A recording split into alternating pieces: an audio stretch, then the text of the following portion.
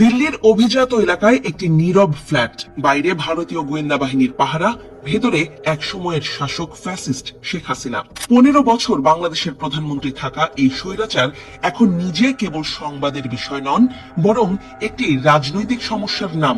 ভারত তাকে রাখতে চায় না, আবার সরাসরিও কিছু বলছে না। একসময় যাকে দিল্লি বলতো সবচেয়ে ঘনিষ্ঠ মিত্র, আজ তাকে নিয়েই অস্বস্তিতে মোদী প্রশাসন।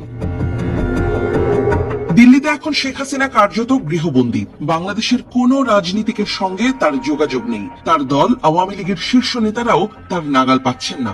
3 সপ্তাহ আগে লন্ডন থেকে ভারতে এসে ডক্টর হাসান মাহমুদ দিন গুনছেন একটিবার দেখা হবে ভেবে, কিন্তু হয়নি। দলের ভেতরের সূত্র বলছে ওবায়দুল কাদেরও দেখা করতে চেয়েছিলেন, তাকে ফিরিয়ে দেওয়া হয়েছে। ভারতের অবস্থান এখন কৌশলগত এবং পরিষ্কার।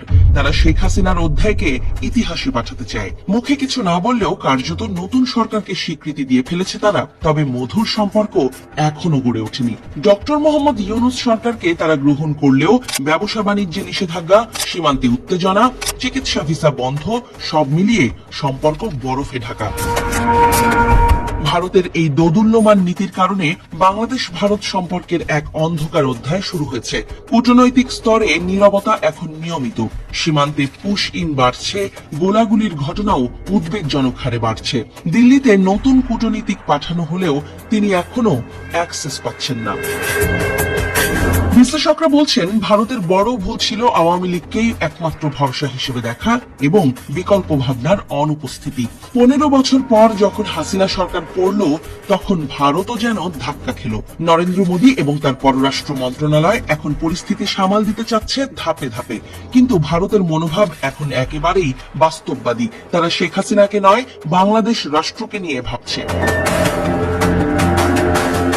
রাজনৈতিক অঙ্গনে এখন আলোচনা, শেখ হাসিনা কি আর ফিরতে পারবেন, নাকি ভারত তাকে নিঃশব্দে বিদায় দেওয়ার পরিকল্পনায় ব্যস্ত। বাংলাদেশে ডক্টর ইউনূসের নেতৃত্বে গঠিত নতুন সরকার এখনো স্থিতিশীল নয়, কিন্তু তারা চেষ্টা করছে অংশগ্রহণমূলক রাজনৈতিক সংস্কৃতি গড়ে তুলতে। এমন অবস্থায় ভারতের চাওয়া অন্তত একটি গ্রহণযোগ্য নির্বাচন, যেখানে জনগণের মতামত প্রতিফলিত হবে। কিন্তু ভারত যে নিজেই আজ আস্থা হারিয়েছে, সেটা তাদের কূটনৈতিক ভাষা বলছে না, তাদের কৌশল বলছে। শেখ হাসিনাকে এখন আর তারা সরাসরি স্পর্শ করছে না। অতীতের সম্পর্ক ভুলে কেবল সামনের দিকে তাকাতে চাইছে তারা। এই পরিস্থিতিতে শেখ হাসিনার ভূমিকা ইতিহাসে কিভাবে লেখা হবে তা নিয়ে বিতর্ক থাকতেই পারে, কিন্তু এটুকু নিশ্চিত, ভারত ও হাসিনা দুপক্ষই এখন পরস্পরের কাছে বিব্রতকর। এক সময়কার মিত্রতা আজ দুই পক্ষের মাথা ব্যথা। হাসিনা আজ ভারতের রাজনৈতিক বোঝা, আর ভারত বাংলাদেশের জনগণের চোখে হয়ে উঠেছে এক দালালি শক্তি, যারা দেশের রাজনীতিতে হস্তক্ষেপ করে নিজেদের স্বার্থ হাসিল করতে চেয়েছিল, শেষমেশ ব্যর্থ হয়েছে। গল্পটি এখানেই শেষ নয়, বরং শুরু হতে যাচ্ছে এক নতুন অধ্যায়, যেখানে দিল্লির ছায়া থেকে বেরিয়ে বাংলাদেশ খুঁজবে নতুন পথ, আর শেখ হাসিনা থাকবেন ইতিহাসের এক প্রান্তিক পাতা জুড়ে, যেখানে লেখা থাকবে বিশ্বাস আর কৌশল যদি মিলেও যায়, তবুও স্বৈরাচারকে ছেড়ে দেয় তার মিত্র।